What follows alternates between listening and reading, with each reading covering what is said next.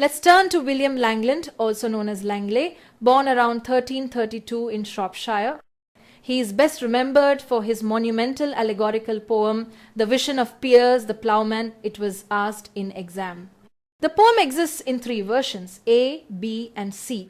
The A text runs to about 2500 lines, the B text expands dramatically to 7200 lines, and the C text revises and extends B to over 7300 lines. Scholars generally accept A as the most authentic version, while B and C are often debated. The vision itself is set on the Malvern Hills in 1362, where the dreamer named Will falls asleep and begins a series of allegorical dreams. In the first dream, he sees a grand tower on a hill and a dark dungeon below, symbols of good and evil. Between them lies the famous field of folk, representing medieval society in all its classes, clergy, nobility, and peasantry. Here Langland launches his social critique, exposing the corruption of the church, particularly the sale of papal pardons. In the second dream, the central figure appears, Piers the Ploughman, a humble farmer who symbolizes Christ. Piers leads people on a pilgrimage to find sane truth, embodying Christian values of honesty, labor, and love.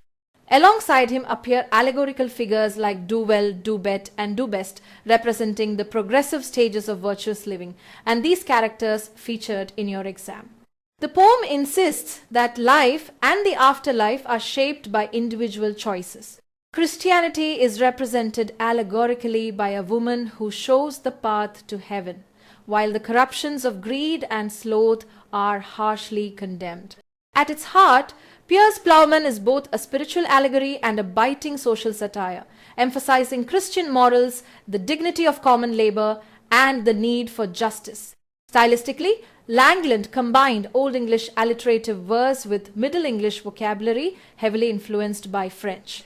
His verse often follows the alliterative long line, with a pause in the middle and at least two stresses per half line. The tone is austere and serious, marked by a somber energy that critics have often compared to the intensity of Bunyan's Pilgrim's Progress. Through sympathetic sketches of common life, Langland portrayed the struggles and virtues of ordinary folk. His vision of Piers as a messianic deliverer made the poem resonate deeply in an age of social unrest, offering both spiritual guidance and moral lessons. So remember these exam anchors: The Vision of Piers, The Ploughman, three versions A, B, and C, the Malvern Hills Dream Vision, allegorical figures like do well, do bet, and do best, and Piers himself as the Christ-like guide to truth. Let's turn to John Gower. His name is always featured in chronological type question. So, he was a medieval poet whose reputation once stood alongside his friend Geoffrey Chaucer. In fact, during his own lifetime, Gower's literary standing was almost equal to Chaucer's, though his fame declined after the 16th century before reviving in the 20th. Gower came from a wealthy Kentish family and likely held some official position in London's civic or courtly circles. He was not only a writer but also a politically engaged man, closely tied to the nobility. Henry IV even rewarded him with 2 casks of wine every year. In his personal life, he married Agnes Groundolf in 1397. By 1400, he described himself as old and blind, and after his death in 1408, he was buried in London. Now, what makes Gower especially exam important is his trilingual literary output. He wrote in French, Latin, and English, making him a true mirror of medieval multilingual culture. His 3 chief works reflect both the instability and richness of the age. First, Speculum Meditantis, composed in French, was long thought lost until rediscovered in 1895. Second, Vox Clementis, his works asked in exam, written in Latin and modelled partly on Ovid, offers both allegory and commentary, famously addressing the peasants' revolt of 1381. And third, his most celebrated English poem, Confessio Amantis, again it was asked in exam, was written at the request of King Richard II. This long work, cast in fluent octosyllabic couplets, frames a lover confessing his sins to genius, the priest of Venus, with the tales illustrating the 7 deadly sins. Gower's style is sometimes diffuse but capable of lively narration, balancing moral reflection with storytelling. Through his multilingual corpus, he becomes a moral poet of Europe, spanning French allegory, Latin political critique, and English narrative art. So, remember these anchors for exams. Vox Clementis in Latin, Confessio Amantis in English, and his place as Chaucer's contemporary, once equally celebrated, later eclipsed, but now revived as a vital medieval voice. Let's turn to John Barbour, often celebrated as the first significant Scottish poet. Born in Aberdeenshire in 1316, Barbour studied at both Oxford and Paris before becoming a prominent cleric and writer. His major achievement is the Brus, composed in 1375. This monumental poem runs across 20 books and contains nearly 13,000 lines of verse. What does it narrate? Scotland's history from 1286 to 1332, with a special focus on the rise of Robert the Bruce and the famous Battle of Bannockburn. Now, it's important to note the poem blends history with legend and carries its share of inaccuracies. But despite those flaws, the Brus is remembered as a heroic poem of Scottish nationhood, celebrating Bruce's heroism and the struggle for independence. It marks a true literary beginning for Scottish literature, giving voice to national pride and cultural identity. So, remember these anchors for Barbour. Born 1316, died 1395, his Brus in 1375, 20 books, 13,000 lines, and the central theme, the heroic rise of Robert the Bruce and Bannockburn.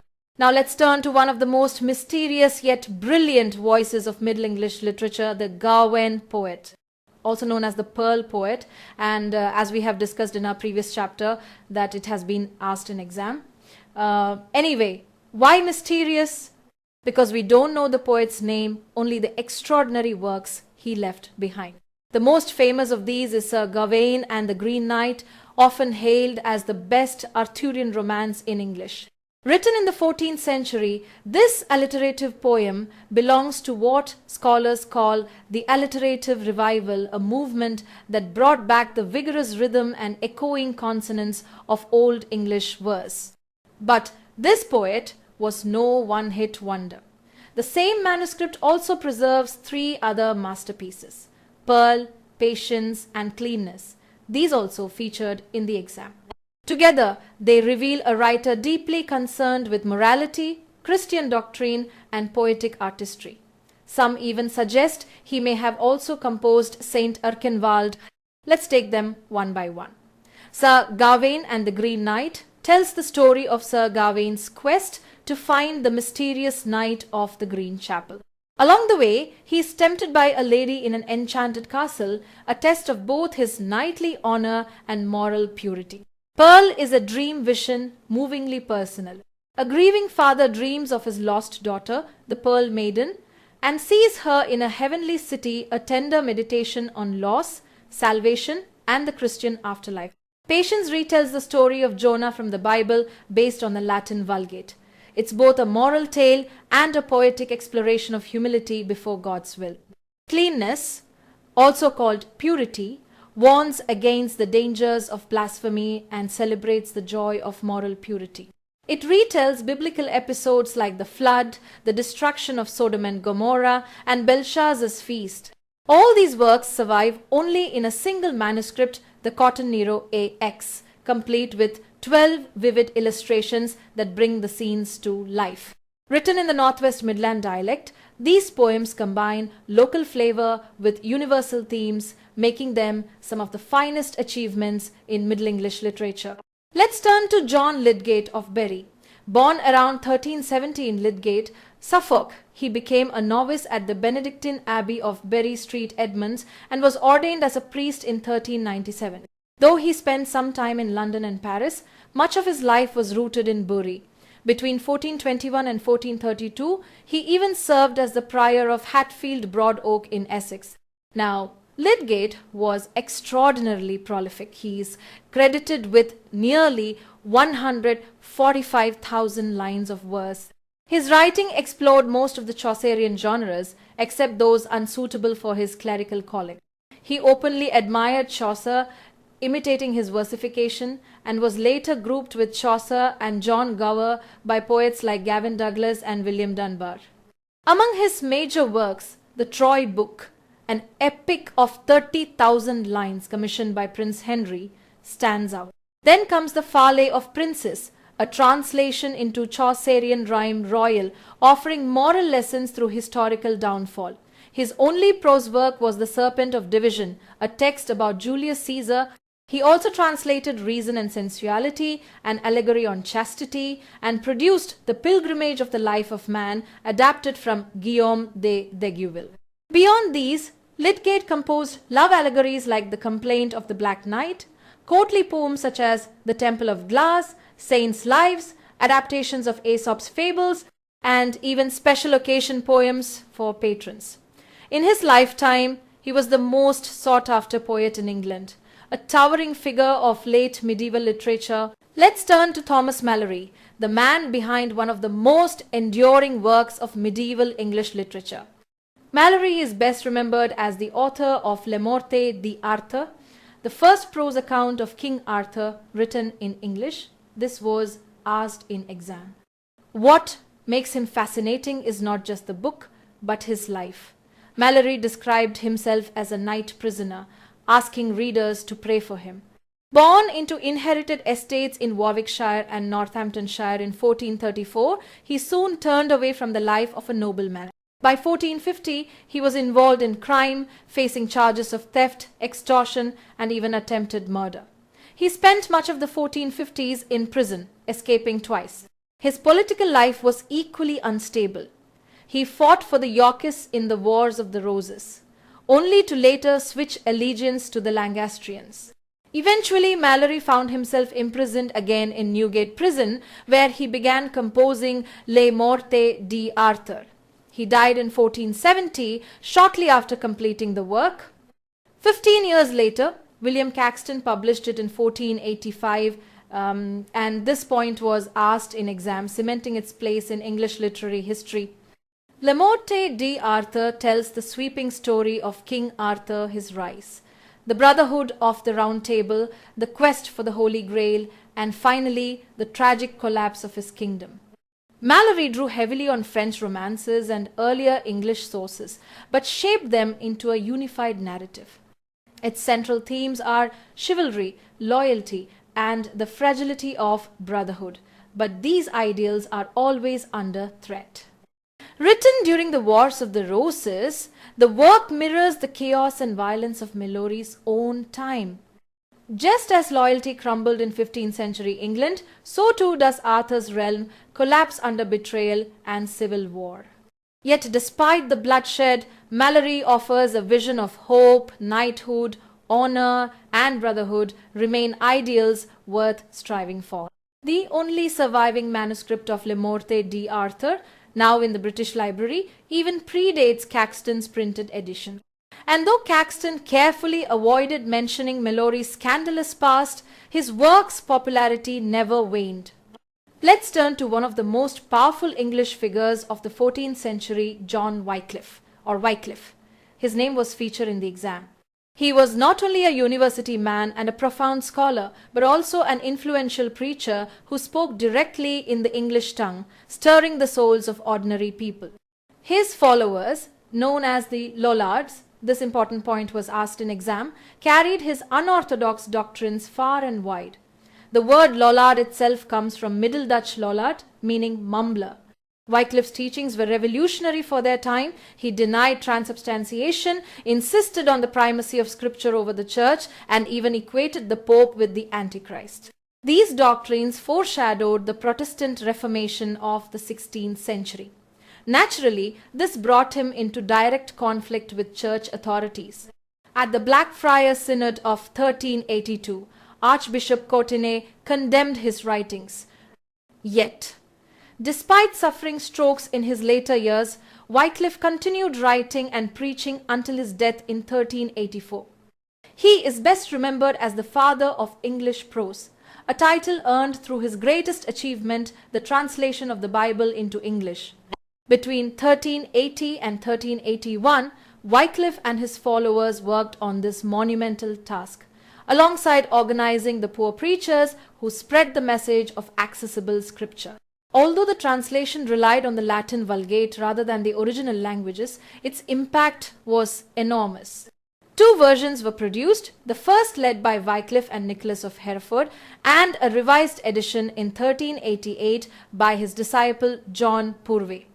Why was this so important? For the first time, the Bible entered English homes. Portions were copied and circulated across the land, helping to establish a national standard of English prose. Wyclif believed every person deserved access to scripture. This belief not only transformed religious practice but also reshaped English literature and language itself. His sympathy for the deserving poor also linked him to the social unrest of his time, including the Peasants' Revolt of 1381. While Chaucer wrote for the privileged classes, Wyclif's voice was with the common folk, giving him a different kind of moral authority. Today, most of Wyclif's works are read only by scholars, yet his influence persists. His Bible laid the foundation for later English translations and exemplified a prose style both clear and vigorous. In this sense, John Wyclif bridged faith and language, ensuring that the word of God reached ordinary readers in their own tongue. So, remember the key exam anchors. Wyclif as the father of English prose, his followers, the Lollards, and his English Bible translation. Let's turn to one of the most mysterious figures in medieval English prose, Sir John Mandeville, or should we say the so-called Sir John Mandeville, because here lies the puzzle. The English version of the book claims that Mandeville was a knight from St. Albans, but historians now widely dispute his very existence. The travel book attributed to him was actually compiled in French between 1357 and 1371, and the real author, most scholars now believe it was Jehan de Bourgogne, a physician who died in 1372. So, what we call Sir John Mandeville is really the English form of Jehan de Mandeville, and the book is more a clever compilation than a first-hand travelogue. The travels drew heavily from popular sources, including the journeys of Friar Odoric and Marco Polo. But here's the charm. Instead of dry accounts, the book weaves incredible descriptions and anecdotes told with such conviction that readers were willing to believe even the impossible. The style is striking, sweet, clear, occasionally colloquial. The short narrations are beautifully phrased, carefully balanced, and easy to follow. True, much of the content is fictional or fantastical, yet the book became one of the most widely read travel accounts of the Middle Ages, shaping medieval imagination about the wider world. Its influence wasn't in factual accuracy, but in its sheer narrative charm, offering readers a sense of wonder about lands far beyond Europe. So, when you hear the name Sir John Mandeville, remember not a real knight, but a literary persona, a disputed author, likely Jehan de Bourgogne, a compilation, not an authentic travel diary. Yet, despite its fictional elements, the Travels endures as one of the most charming and influential works of medieval prose. That brings us to the end of Chapter 4, the Age of Chaucer. We have now covered everything, both the questions already asked in exams and the areas most likely to appear in upcoming papers. For you, the next step is to focus on PYQs and last-minute revision, all of which I've neatly organized and uploaded in the app.